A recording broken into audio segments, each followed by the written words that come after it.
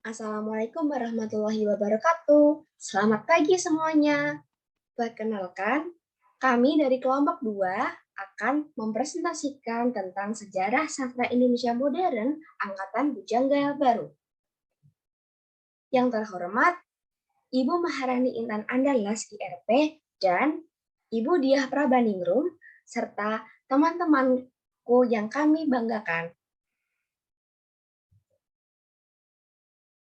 Pertama-tama, izinkanlah kami untuk memperkenalkan diri. Kami, kelompok 2, terdiri atas Anissa Agustina, Dwi Suci Mulyani, Lulu Rizkiatul Lutfiah, dan saya sendiri, Bella Kusuma Putri. Sejarah Angkatan Bujangga Baru. Yang pertama, sejarah sastra Angkatan Bujangga Baru dilatar belakangi semangat persatuan hidup masyarakat Indonesia. Hal ini diakibatkan para sastrawan terinovasi dan terinspirasi oleh peristiwa Sumpah Pemuda pada tanggal 28 Oktober tahun 1928. Oleh karena itu, isi atau ciri dari Angkatan Bujangga Baru menyangkut tentang rasa nasionalisme dan kesadaran kebangsaan. Awalnya, Bujangga Baru adalah nama majalah yang diterbitkan pada Juli tahun 1933. Ketika penerbitan itu terjadi, banyak sekali para pemuda yang ingin bergabung ke dalam ranah sastra.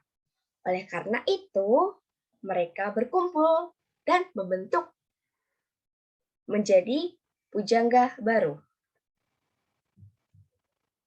Dan terakhir, ketika para sastrawan mengeluarkan karya, maka hal tersebut merupakan lahirnya kesusastraan Indonesia dan berakhirnya kesusastraan Melayu.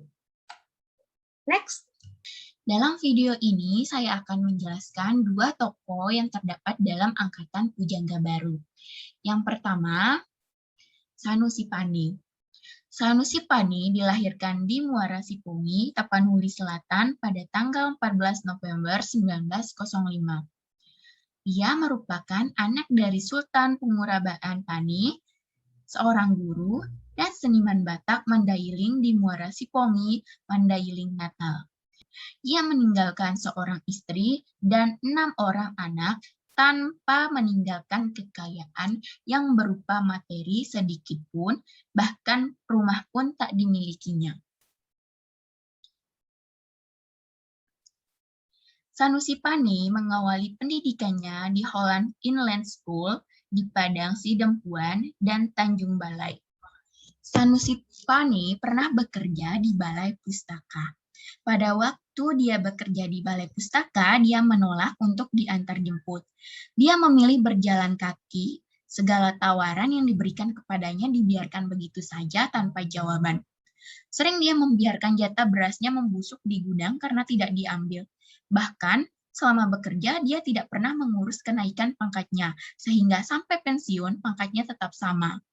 Pada suatu ketika, istrinya merasa cemas dengan kehidupan Sanusi Pani yang harus membiayai 6 orang anak.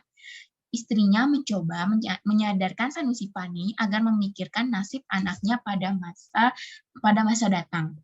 Sanusi Pani selalu menjawab, kita toh belum kelaparan, kita toh belum jadi gelandangan, kita toh masih bisa berpakaian. Dalam kehidupannya, Sanusi Pani tidak dapat dipisahkan dengan alam. Hal itu dapat diperlihatkan dalam polemiknya dengan Sultan Takdir Ali Syahbana yang mengatakan bahwa di dunia barat yang harus bekerja keras untuk menaklukkan alam, orang harus berusaha mempertahankan diri untuk menguasai alam itu. Akibatnya, orang lebih mengutamakan jasmani sehingga timbul materialisme dan individualisme. Tidak demikian halnya dengan di timur. Orang tidak usah bersusah payah berupaya untuk menaklukkan alam karena alam di timur tidak sekeras di barat.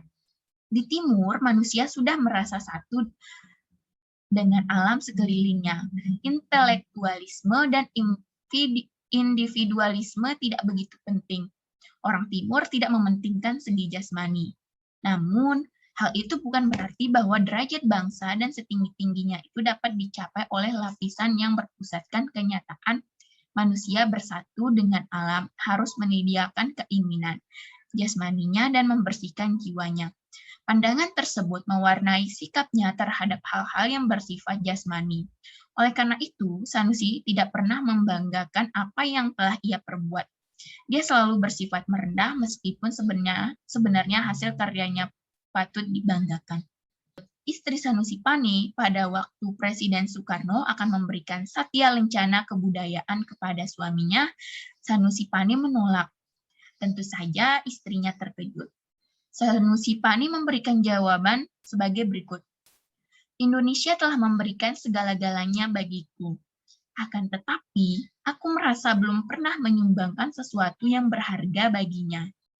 Aku tidak berhak menerima tanda jasa apapun untuk apa-apa yang sudah kukerjakan, karena itu adalah semata-mata kewajibanku sebagai putra bangsa. Menurut Nasution, Sanusi adalah penulis terbesar pada masa sebelum perang atau masa angkatan Pujangga Baru. Selain penulis drama, Sanusi Pane juga dikenal sebagai penulis puisi. Nama Sanusi Pane tetap terukir dalam sastra Indonesia, khususnya pada masa sebelum Perang Dunia II, baik sebagai penulis puisi maupun penulis drama. Di samping itu, dia termasuk salah seorang tokoh pendiri Angkatan Pujangga Baru. Sanusi Pane menjadi pembantu utama. Aliran pikiran Hindu menyatu dalam diri Sanusi Pane. Orang Hindu beranggapan bahwa dunia adalah maya, kosong belaka. Untuk apa orang harus berlomba menguasai dunia yang sebenarnya hanya semu belaka? Mereka beranggapan bahwa ruh manusia di dunia ini diciptakan dari ruh dunia, ruh yang universal. Dia akan meresap kembali dengan ruh dunia itu. Di sanalah kebahagiaan itu akan dicapai manusia jika dia berhasil memisahkan diri dengan hal-hal yang bersifat materi. Selanjutnya yang kedua, ada Amir Hamzah. Nama lengkap Amir Hamzah adalah Tengku Amir Hamzah, tetapi biasa dipanggil Amir Hamzah. Ia dilahirkan di Tanjung Pura, Langkat, Sumatera Utara pada 28 Februari 1911. Amir Hamzah tumbuh dalam lingkungan bangsawan Langkat yang taat pada agama Islam. Pada tanggal 29 Oktober 1945, Amir diangkat menjadi wakil pemerintah Republik Indonesia untuk Langkat yang berkedudukan di Binjai. Pada tahun 1975, pemerintah Republik Indonesia menganugerahinya gelar pahlawan nasional. Amir Hamzah tidak dapat dipisahkan dari kesastraan Melayu. Oleh karena itu, tidak heran jika di dalam dirinya mengalir bakat kepenyairan yang kuat. Buah Rindu adalah kumpulan puisi pertamanya yang menandai awal karirnya sebagai penyair. Untuk puisi-puisinya, Amir telah disebut sebagai raja penyair zaman Pujangga Baru. Dan satu-satunya penyair Indonesia berkelas internasional dari era pra-revolusi nasional Indonesia. Sastrawan Angkatan Pujangga Baru selanjutnya adalah Haji Abdul Malik Karim Amrullah atau yang biasa dikenal dengan nama Hamka. Hamka lahir di Sungai Batang, Meninjau, Sumatera Barat pada tanggal 16 Februari 1908 dari pasangan yang bernama Haji Abdul Karim Amrullah dan Siti Sofiah Tanjung. Beliau meninggal pada tanggal 24 Juli 1981 dan dimakamkan di Tanah Kusir, Jakarta Selatan. Berikut adalah kisah perjalanan hidup dan penghargaan yang diperoleh Hamka. Hamka bersekolah dasar di Padang Panjang, namun beliau hanya bersekolah sampai kelas 2 saja. Setelah itu, beliau mulai belajar agama dan mengaji di Dinia School dan Sumatera Thalib, yaitu sekolah yang didirikan oleh ayahnya. Hamka lulus dalam kurun waktu 7 tahun, yaitu tahun 1916 sampai 1923. Pada tahun 1924, Hamka merantau ke Pulau Jawa untuk mempelajari pergerakan Islam yang pada waktu itu sedang bergelora. Tahun 1925, Hamka kembali ke Padang Panjang. Di sana beliau mencoba menjadi seorang pengarang. Setahun kemudian, Hamka berhasil menulis novelnya yang berbahasa Minangkabau yang berjudul Cisabariyah. Tahun 1927, beliau menunaikan ibadah haji dan tinggal di Mekah selama 6 bulan. Di sana Hamka belajar bahasa Arab dan mendapatkan inspirasi dalam menciptakan novel pertamanya yang menggunakan bahasa Indonesia, yaitu yang berjudul Di Bawah Lindungan Ka'bah. Sekitar tahun 1920-an, Hamka juga pernah menjadi wartawan di beberapa surat kabar, di antaranya Pelita Andalas, Seruan Islam, Bintang Islam, dan Seruan Muhammadiyah. Pada tahun 1927, Hamka bekerja sebagai guru agama di sebuah sekolah di Padang Panjang. Pada tahun 1934, bersama M. Yunan Nasution di Medan, ia memimpin majalah mingguan Pedoman Masyarakat. Nah, pada majalah itulah untuk pertama kalinya ia memperkenalkan nama Hamka. Tahun 1950, beliau kembali menunaikan ibadah haji dan berkunjung ke beberapa negara di Arab. Sepulangnya dari kunjungan, Hamka menulis beberapa novel, di antaranya Mandi Cahaya di Tanah Suci, di Lembah Sungai Nil, dan di Tepi Sungai Dajlah. Pada tahun 1951, Hamka menulis autobiografi mengenai dirinya yang berjudul Kenang-kenangan Hidup. Pada tahun 1959, Hamka mendapatkan anugerah gelar Doktor Honoris Causa dari Universitas Al-Azhar di Kairo. Beliau mendapat gelar tersebut atas jasanya dalam menyiarkan agama Islam menggunakan bahasa Melayu. Tanggal 6 Juni 1974, Hamka juga memperoleh gelar Doktor Honoris Causa dari Universitas Nasional Malaysia pada bidang kesusastraan. Pada tanggal 26 Juli 1975, Hamka menjadi Ketua Majelis Ulama Indonesia hingga tahun 1981. Berikut adalah contoh karya-karya yang telah ditulis oleh Hamka. Tokoh selanjutnya bernama Saryamin Ismail. Saryamin Ismail lahir di Talu, Pasaman, Sumatera Barat pada tanggal 31 Juli 1909 dengan nama lahir Basariah. Saryamin Ismail memiliki nama pena yaitu Selasih Seleguri atau gabungan dari keduanya yaitu Selasih Seleguri. Saryamin Ismail bekerja sebagai guru dan meninggal pada tanggal 15 Desember 1995. Berikut adalah uraian singkat mengenai perjalanan hidup Saryamin Ismail. Beliau mulai menulis syair dan bentuk puisi lain pada usia 10 tahun.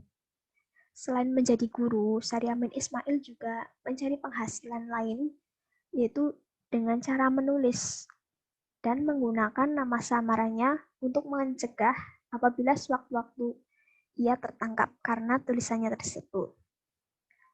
Pada tahun 1933, ia menerbitkan novel pertamanya di Balai Pustaka yang berjudul Seandainya Tak Untung.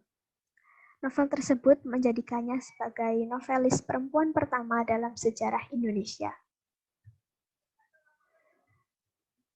Beliau kembali menuliskan novel pada tahun 1937 yang berjudul Karena Keadaan.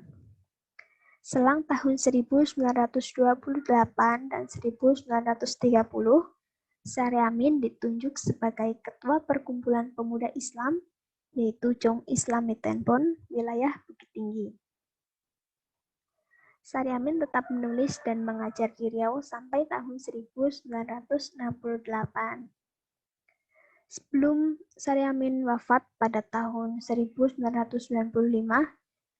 beliau menerbitkan 2 antologi puisi dan sebuah film dokumenter tentang kisah kehidupannya. Berikut adalah karya-karya yang telah ditulis oleh Saryamin Ismail.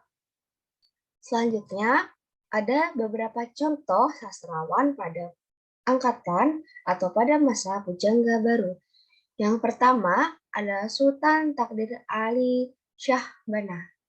Tempat tanggal lahir ada di Sumatera 11 Februari tahun 1908. Wafat tanggal 31 Juli 1993. Bisa dilihat riwayat pendidikannya. Selanjutnya ada beberapa prestasi yang telah diraih oleh beliau. Salah satunya adalah penulis ahli dan anggota Komisi Bahasa Indonesia.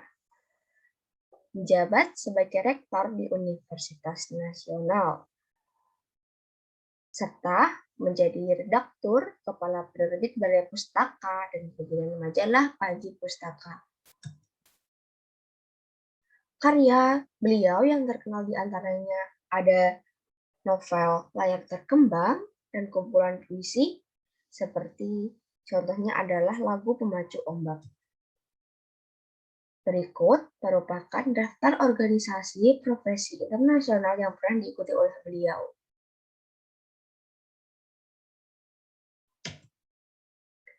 Selanjutnya ada Armin Pane. Beliau lahir di Sumatera tanggal 18 Agustus tahun 1908. Wafat tanggal 16 Februari tahun 1970. Beliau memiliki berbagai macam prestasi, di antaranya menjadi guru bahasa dan sejarah di perguruan taman siswa di Kediri dan Jakarta. Beliau juga merupakan anggota Dewan Redaksi Majalah Indonesia dan lainnya. Karya beliau yang sangat terkenal ada novel Belenggu dan naskah drama yang diciptakan oleh beliau ada Antara Bumi dan Langit. Yang terakhir ada Rustam Effendi.